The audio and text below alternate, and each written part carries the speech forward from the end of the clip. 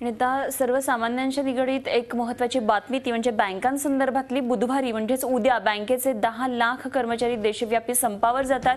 वेतनवाढी संदर्भात चर्चेची 14वी फेरी निष्फळ ठरल्यानं बँक कर्मचाऱ्यांनी हा निर्णय घेतलेला आहे आणि या संपामुळे बँकांचे कामकाज पूर्णपणे विस्कळीत होणार असून चेक क्लिअरन्स आणि एटीएम सेवेवर सुद्धा परिणाम होण्याची शक्यता आहे।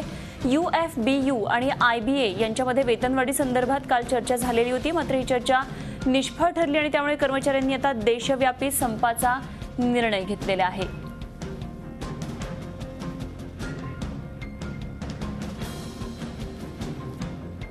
आणि या संदर्भात बोलण्यासाठी सध्या आपल्या बरोबर विश्वास उडगी सर आहेत, आपल्याला माहिती देतील ते। नमस्कार सर, सांगाल नेमकं काय झालेलं आहे? उद्यापासून 10 लाख बँक कर्मचारी संपावर जाणार आहेत, किती दिवसांचा संप असणार आहे, कसा परिणाम होणार आहे याच्यावर?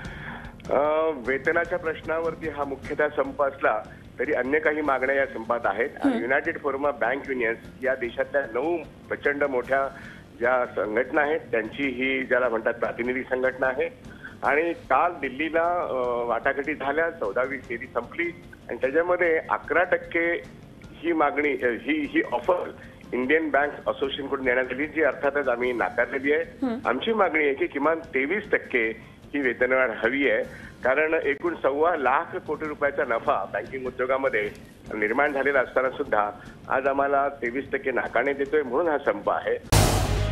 झी 24 तास रहा एक पाऊल पुढे।